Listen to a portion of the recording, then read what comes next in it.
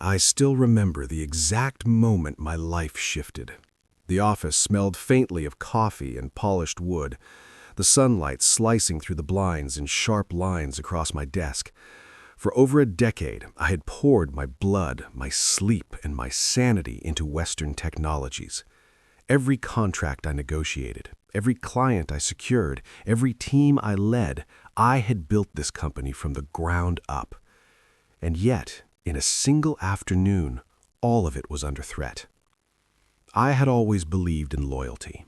I believed in the quiet, unglamorous work that no one noticed. I believed that skill, effort, and integrity were enough to earn respect. And I believed Mark Hayes, our CEO, saw the world the same way. Mark was not just my boss, he was my mentor, my guide, someone I had trusted implicitly. Our conversations often drifted from spreadsheets to family stories to shared ambitions. I confided in him, and he, at least I thought, confided in me. Then came the call. "Richard," Mark's voice was unusually light when he summoned me. There was a tone beneath it, though, something I didn't recognize at first, something sharp, almost clinical. I stepped into his office, my shoes clicking softly against the marble floor. He was seated behind his massive oak desk, the sunlight catching the rim of his glasses, making his eyes look distant and unreadable. And there he was, Kevin Hayes, Mark's son. Fresh out of university, a smile plastered across his face that didn't reach his eyes. I had met him once or twice at company events, a polite nod here, a small talk exchange there, nothing substantial. Yet here he was, standing beside the man I had considered a friend, my eyes tracing every detail. The way his posture screamed entitlement, the subtle arrogance in the tilt of his chin. Mark smiled at me, and I returned the gesture reflexively, though a shiver ran down my spine. Then he said it. "Richard, I've decided to give your office to Kevin." The words hit me like a sudden winter storm. My office, the space I had earned through years of sacrifice, the symbol of my dedication and success, was no longer mine. My heart sank, but strangely, despair didn't come, nor did protest. Instead, something colder, sharper, more precise rose inside me. A single thought crystallized.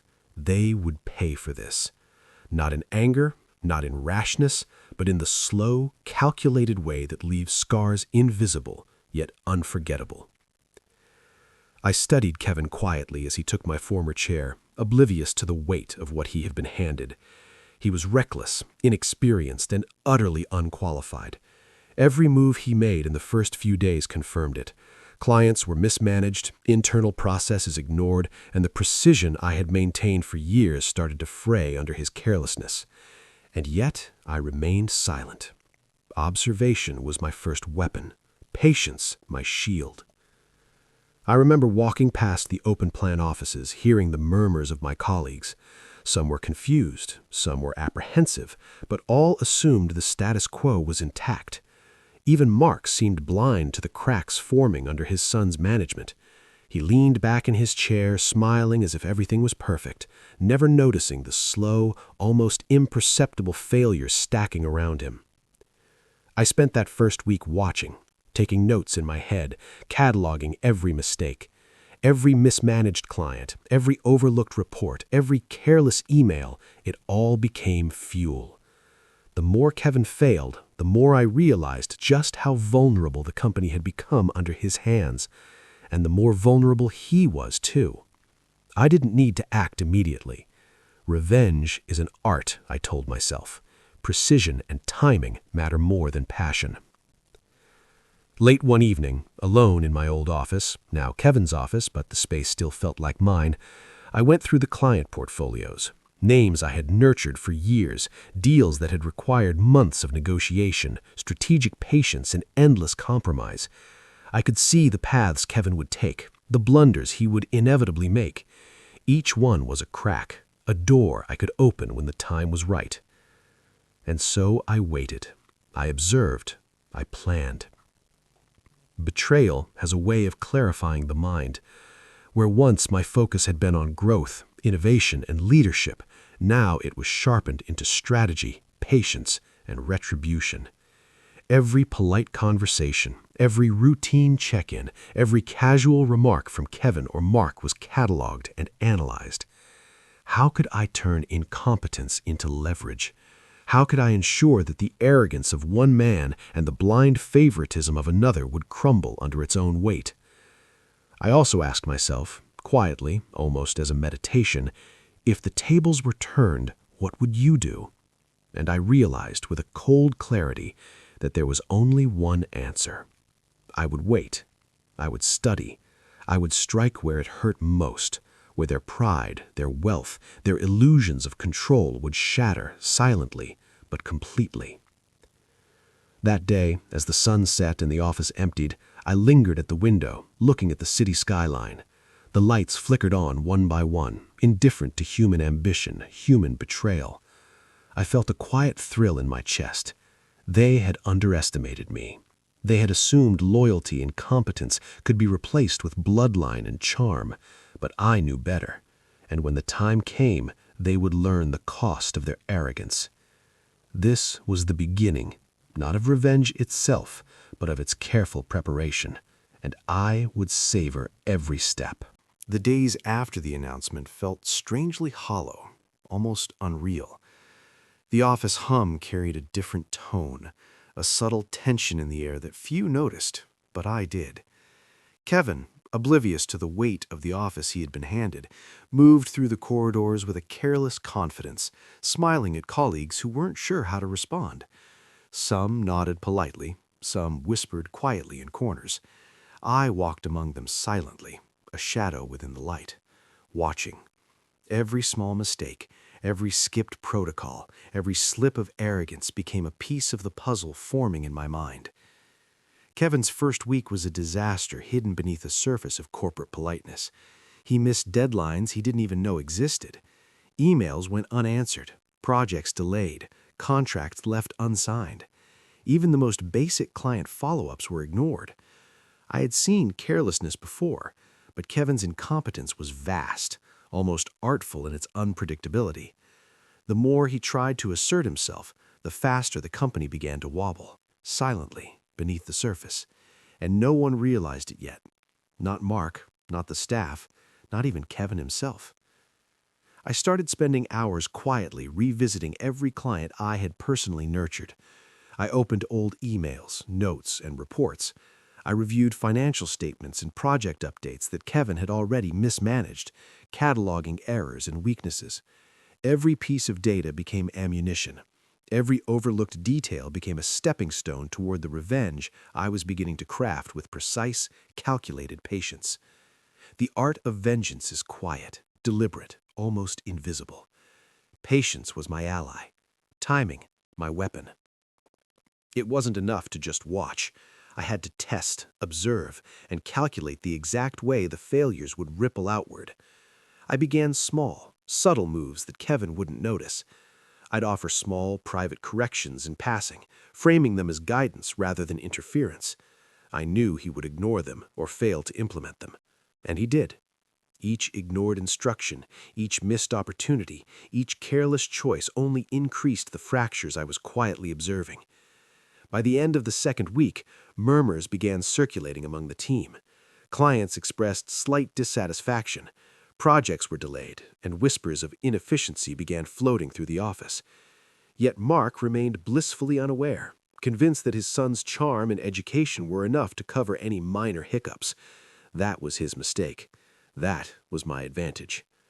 I could see the cracks forming in the structure he thought was solid, and it was satisfying, even in the quiet. Late nights became my sanctuary. I would sit in my old office, now Kevin's claimed territory, reviewing client histories, analyzing previous successes, and studying the patterns of his failures. Each careless action, each mismanaged account, each simple oversight became a blueprint for the slow, silent collapse I intended to orchestrate. I could almost visualize the chain reaction, one domino falling after another, all stemming from Kevin's arrogance and my careful patience. I remember one afternoon in particular, a client meeting that should have been routine. Kevin was supposed to present updates to one of our long-term partners, Brian Decker, a man I had personally managed for years. I watched from a distance as Kevin stumbled through the presentation, mispronouncing names, misstating figures, and fumbling over simple facts. I could see Brian's patience thinning, the subtle shift in his posture, the barely restrained irritation in his expression. And yet, Kevin smiled, entirely oblivious to the damage he was causing. It was in that moment I realized the true power of observation. Revenge doesn't always require confrontation. Sometimes it is the quiet, invisible hand, guiding circumstances, letting others' failures do the work. I didn't need to step forward yet. I didn't need to act. I just needed to remain invisible, watch, and let the chaos grow under Kevin's mismanagement. I began to catalog the mistakes systematically, keeping mental notes of who was affected, what financial impacts were likely, and how I could turn each failure into a weapon. Every client who expressed frustration, every project that slipped, every overlooked deadline was another tool in my arsenal. I was becoming more than just a manager wronged. I was a strategist, quietly orchestrating a reckoning. And then the subtle signs began to surface externally. A client hinting at leaving, a delayed payment, a minor contract renegotiated unfavorably. Nothing overt, nothing drastic yet, but enough to sense the beginning of cracks. I started quietly reaching out to some of the key contacts, offering minor solutions, advice framed as casual support. They didn't see it as intervention. Kevin certainly didn't, but each connection I restored subtly reinforced my presence as the backbone of the company, the one who knew how to fix what had begun to unravel. It was a delicate dance. Too fast, and suspicion might arise. Too slow, and the damage might stabilize under Kevin's luck or Mark's eventual correction. I had to move with precision, and precision required patience. By the end of the month, the office tension had grown thicker, though no one could quite put their finger on it. Employees whispered behind closed doors, clients grew impatient, and Kevin remained arrogantly oblivious. Mark, in his office across the hall, believed everything was progressing smoothly. That illusion was my gift. I let it persist, because the most effective revenge is the one the other person cannot see coming until it is too late. And in those quiet hours, when the office lights dimmed and the hum of computers filled the empty space, I allowed myself a small, almost imperceptible smile. They had underestimated me. They had assumed loyalty, intelligence, and experience could be replaced with youth, charm, and nepotism.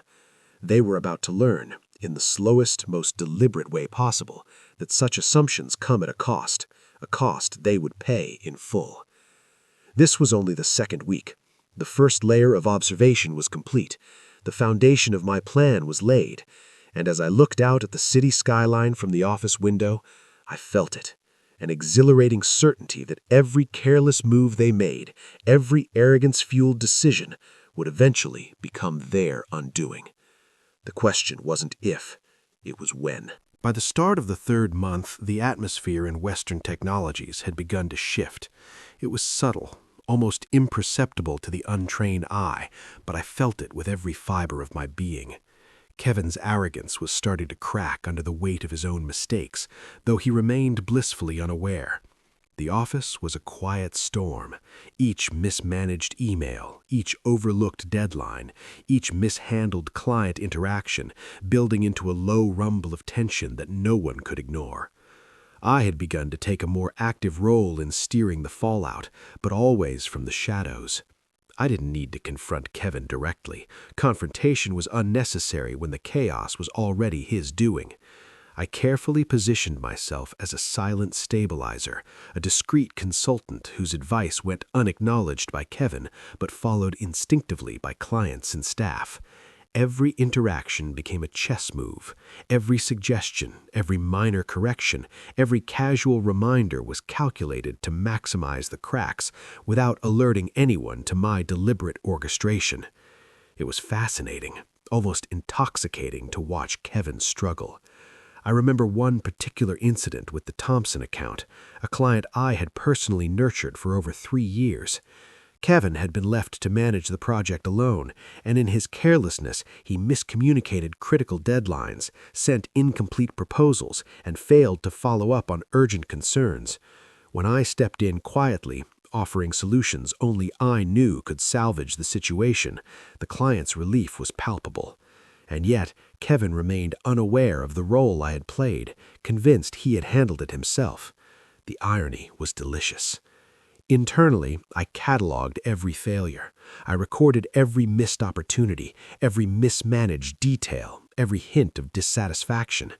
Each one became a blueprint for the next phase of my plan. By now, I had begun mentally mapping the domino effect that each of Kevin's blunders would cause, not just in terms of revenue, but in reputation, in trust, in the subtle erosion of confidence among the staff and clients.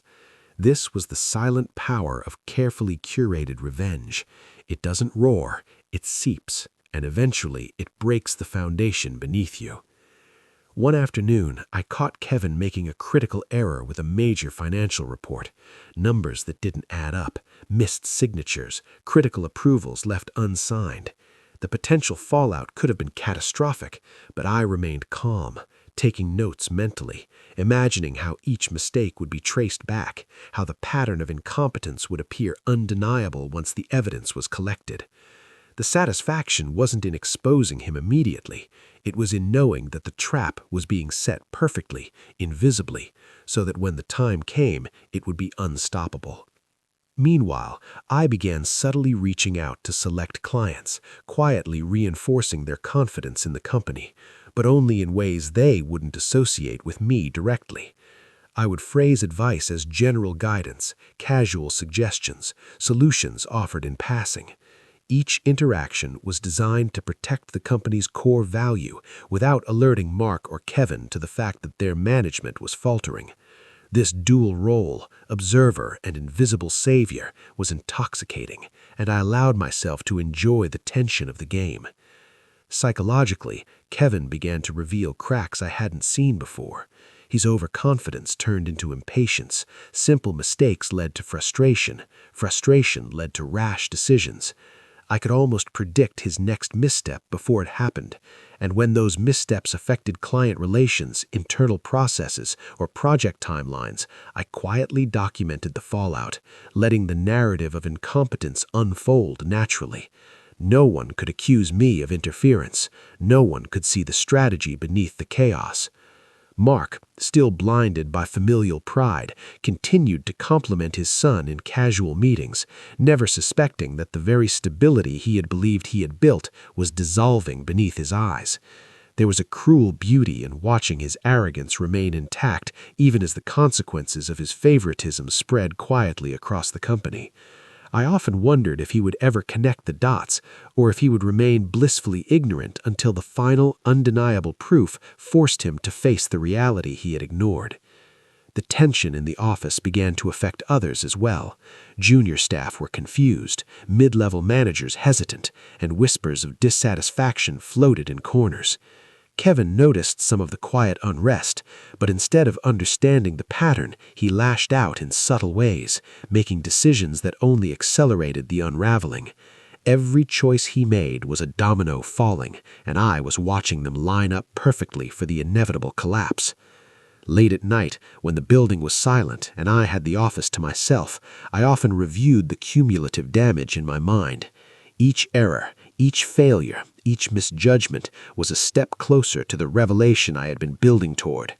The quiet satisfaction I felt was not revenge in anger. It was revenge as art. It was a patient, methodical shaping of circumstances until the results became unavoidable. And yet, despite the growing consequences, I remained invisible. My role was to observe, to guide subtly, and to allow the narrative to unfold naturally. That was the essence of effective revenge. It is not loud. It does not seek recognition. It moves silently, invisibly, until the moment the truth can no longer be ignored. 3 months into Kevin's tenure, the pattern was clear. Clients were frustrated, projects were delayed, internal morale was slipping. And through it all, I remained the calm, controlled presence, silently orchestrating the fallout. Each small victory, Each minor disaster, each subtle intervention brought me closer to the ultimate moment of reckoning. And as I looked out over the city skyline from my old office, watching the sun set and the lights flicker to life, I knew one thing with absolute certainty. The stage was set, the pieces were in place, and the reckoning would be swift, precise, and unforgettable. The question now was not whether Kevin would fail. It was how far his failures would reach before Mark finally saw the truth. By the fourth month, the quiet tension that had been simmering for weeks was beginning to manifest in ways that could no longer be ignored. Kevin's arrogance, once a shield against scrutiny, had turned into a liability, and the cracks in Western technology's carefully constructed foundation were widening fast. And I watched it all with the patience of a strategist who had already visualized the endgame. The first real turning point came with Brian Decker, the company's largest client. A man I had worked with personally for years, meticulous and unforgiving in business, he began to notice Kevin's errors. Numbers that didn't match, missed deadlines, vague explanations during calls. Small things on their own, but together they created a pattern impossible to ignore. And Kevin, of course, remained oblivious, confidently spinning excuses that only made the situation worse. I knew the opportunity when I saw it. Quietly, without drawing attention, I reached out to Brian. A simple email, casual in tone, offering clarification on a few overlooked items and subtly reinforcing solutions that only I could provide. I made no mention of Kevin's failures, no accusation, no triumph, just calm, precise guidance that restored confidence. The response was immediate. Brian thanked me personally, relief evident in his tone, and hinted that he would be more comfortable working directly with me on these complex issues moving forward. And so it began. One client at a time, contracts that had slipped through Kevin's fingers quietly found their way back under my guidance. I didn't need to boast or intervene publicly. The results spoke for themselves. Kevin's mistakes had opened doors, and I simply walked through them with careful, deliberate steps. Each contract reclaimed, each problem resolved, subtly shifted the balance of power without anyone realizing it. The office atmosphere had changed. The low murmur of dissatisfaction was now a tangible tension. Employees whispered in corners, hesitant to trust Kevin's decisions. Some came to me privately for guidance, seeking clarity in a situation I had orchestrated from the shadows. It was almost poetic.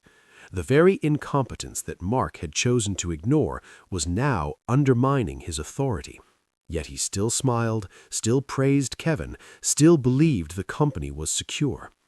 I kept meticulous records of every misstep, every recovered contract, every small disaster that could be traced back to Kevin's oversight. Each document, each spreadsheet, each report became part of a narrative I intended to deliver at the perfect moment. The timing of revenge is critical. Too early, and it risks dismissal. Too late, and the opportunity passes. I had learned that patience amplifies the impact. One particularly devastating incident involved a multi-million-dollar software upgrade project.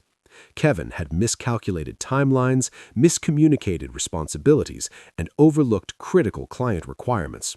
The client had begun expressing serious doubts, hinting at moving the contract elsewhere.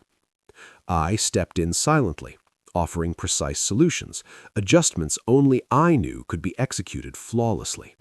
Within days, the client's trust returned, not in Kevin, but quietly in the competence I had maintained as my unseen intervention.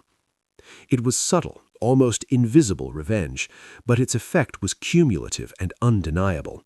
Each failure Kevin caused, each recovery I facilitated, painted a clear picture.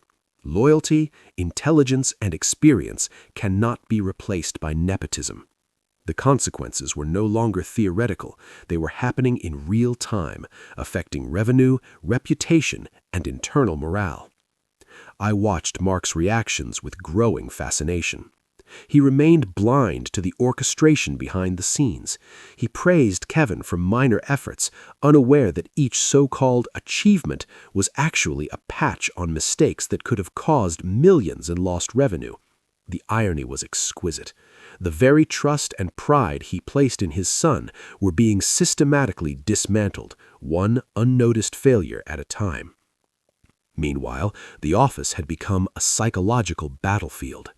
Kevin's frustration grew with each subtle loss of control. Minor conflicts with staff escalated, emails grew terse, decisions became rash, and his confidence wavered in private moments I observed from a distance. Every error he made, every reaction he had, was a part of the domino line I had been patiently arranging. By the end of the 4th month, the numbers began to speak for themselves. Several key contracts were at risk, client satisfaction metrics dropped, and internal morale showed clear signs of strain. I had the evidence I needed, yet I remained patient. The real climax would come when I presented the undeniable facts directly to Mark, a moment that would shatter pride and expose the consequences of blind favoritism.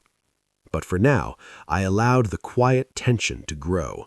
Each client quietly turning back to me, each small failure stacking atop the last, each ripple in internal operations was preparation for the final revelation. Revenge is a slow burn, not a wildfire, and in this slow, methodical buildup, the power of what I had orchestrated was becoming unstoppable. Walking through the office one late night, watching the soft glow of desk lamps illuminate the scattered papers and half-finished projects, I felt a calm satisfaction. I had not acted rashly. I had not rushed. I had let incompetence do the work, quietly guiding the fallout, carefully positioning myself to claim what was rightfully earned, not by violence or shouting, by intelligence, patience, and the meticulous exploitation of opportunity. Soon, very soon, the reckoning would arrive, and when it did, Mark and Kevin would realize that loyalty, skill, and wisdom cannot be replaced by a name or a title. The cost of underestimating me would be undeniable. This was no longer preparation. The effects of my strategy were now visible. The quiet, precise revenge I had patiently orchestrated was beginning to take shape, and its impact would be irreversible. By the 5th month, the atmosphere at Western Technologies had reached a fever pitch. The tension that had been simmering quietly for weeks had transformed into a palpable, almost suffocating pressure. Kevin's overconfidence had crumbled, replaced by frustration, irritation, and a creeping panic that he tried and failed to hide. Every meeting, every client call, every internal discussion became a battlefield where he fumbled, misjudged, and ultimately failed. I watched from my carefully maintained position in the background. My role was no longer just observation. It had become orchestration. Each of Kevin's errors, amplified by my subtle interventions, had begun to have measurable consequences. Clients were questioning their long-term commitments, projects were delayed, contracts threatened. The numbers were no longer abstract, they were concrete, undeniable, and directly linked to Kevin's incompetence. One morning, the crisis reached a tipping point. Kevin was in the boardroom presenting a financial review to Mark and a handful of key executives. I was observing quietly from my office, pretending to review reports. Minutes into the presentation, Kevin misread a major client's revenue projections, overstating income by nearly $2 million. He fumbled through explanations, clearly improvising, his voice rising in panic as he realized the magnitude of the mistake. Mark's reaction was immediate, a brief flash of concern, quickly masked by a forced smile. But I could see it in the way his fingers tightened on the armrest of his chair, the way his jaw stiffened. He had been blind to the unfolding pattern for months, and yet now the cracks were starting to become undeniable. And still, he had no idea the disaster wasn't an isolated incident. It was part of a chain of failures that I had been silently cataloging. By the afternoon, several key clients had directly reached out, questioning projects, deliverables, and timelines. Kevin scrambled, sending frantic emails, scheduling unnecessary meetings, and attempting to patch mistakes he didn't fully understand. Meanwhile, I quietly stepped in with precise solutions, calculated, professional, and completely unacknowledged by Kevin. Contracts I had previously salvaged began to visibly slip under Kevin's renewed mishandling, while I maintained calm authority behind the scenes. The office itself was fracturing. Junior staff whispered anxiously. Mid-level managers were hesitant to commit to decisions without consulting me first. Kevin's attempts at control only fueled the unrest, making his incompetence impossible to ignore. He lashed out at minor mistakes, alienating colleagues and creating further internal chaos. Every reaction, every rash decision, every moment of panic was a building block in the structure I had been patiently constructing for revenge. By the end of the week, the evidence had accumulated to a staggering magnitude. Contracts worth nearly $4 million had been compromised, all traceable to Kevin's decisions, miscalculations, and oversights.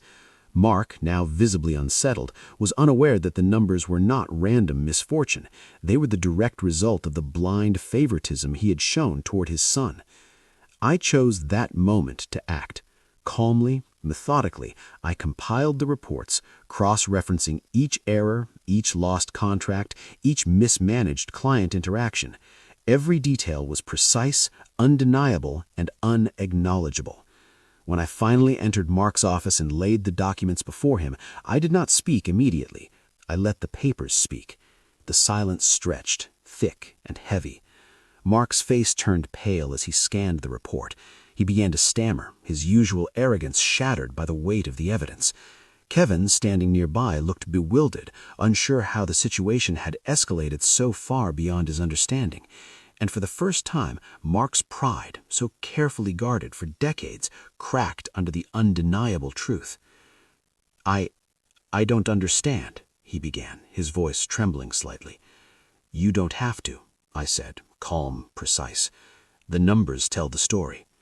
I watched as a realization dawned, the recognition that competence, skill, and loyalty cannot be replaced by bloodlines or convenience. They are earned. And when they are ignored or dismissed, the consequences can be unforgiving. I left the office that evening with a calm satisfaction, not vengeance in anger, not triumph in loud confrontation, but a deep, undeniable certainty that the scales had been balanced.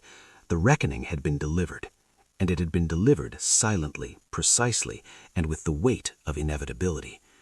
The quiet power of patience, observation, and calculated action had revealed itself in full, and the memory of the lesson, the subtle, painful cost of arrogance and favoritism, would linger long after the immediate chaos had faded. Revenge, I realized, is most powerful not in the moment of anger, but in the methodical, deliberate orchestration that allows others to see the truth unfold on their own. And in that truth, I had finally reclaimed what was mine. Not an office, not contracts, but respect, dignity, and justice measured in the currency of consequences. The aftermath of the reckoning was quiet, almost eerie. The office, once filled with tension and whispered speculation, now hummed with a different kind of energy, a cautious respect, a subtle acknowledgement of reality. Kevin had retreated into himself, his arrogance replaced by a fragile, uncertain persona. The weight of his mistakes, now undeniable, hung over him like a shadow he could not escape. Mark, for his part, was silent most of the day, reviewing reports and meetings with a gaze that seemed heavier than ever. Pride, once so unshakable, had fractured, leaving him thoughtful and cautious. He avoided direct confrontation, perhaps ashamed of how blind he had been, perhaps uncertain how to regain control. And all the while, I observed, patient as ever, knowing that the lesson had been delivered, and it would remain. In the weeks that followed, the company began to stabilize under my quiet influence. Clients returned, projects were realigned, and internal morale slowly recovered. But the memory of the chaos remained, a subtle reminder to everyone that incompetence, when enabled by blind favoritism, carries consequences. No one forgot the near collapse of contracts, the frustration of clients, and the quiet unraveling of what had once seemed solid. I had reclaimed more than respect. I had reclaimed authority and credibility in a way that was undeniable. My presence, my skill, and my patience had proven that loyalty and experience are invaluable. Mark could no longer dismiss the truth, and Kevin could no longer hide behind a name or entitlement. Both had been forced to confront the consequences of their choices, and the realization was inescapable. Yet there was no gloating in my actions. Revenge, as I had learned, is not about celebration or loud triumph. It is about precision, patience, and inevitability. It is about allowing actions to speak for themselves, letting consequences unfold, and observing the truth manifest without interference. That is where its power lies. I often reflected on the subtle, quiet victories, the contracts gently redirected back into my hands, the errors Kevin made that seemed minor but added up to monumental consequences, and the slow awakening of Mark to the reality he had ignored. Each moment was a reaffirmation of the principle I had come to understand deeply. Skill, intelligence, and loyalty cannot be replaced by privilege or family ties. The final lesson was clear, and it extended beyond the walls of Western technologies. Life, like business, rewards those who prepare, who observe, who act with patience and clarity. It punishes carelessness, arrogance, and the belief that titles and names can substitute for competence. I had witnessed it unfold, orchestrated it quietly, and allowed the natural course of consequences to reveal itself fully. Even now, as I walk through the office, the clients, staff, and projects all functioning smoothly, I carry with me the memory of those months, the subtle tension, the carefully observed failures, the invisible interventions that reshaped the balance of power. I know that the impact of what occurred will linger long after, etched into memory as a reminder of the costs of neglect, favoritism, and underestimating those with true skill. And yet, despite the satisfaction, there is a humility in the quiet aftermath.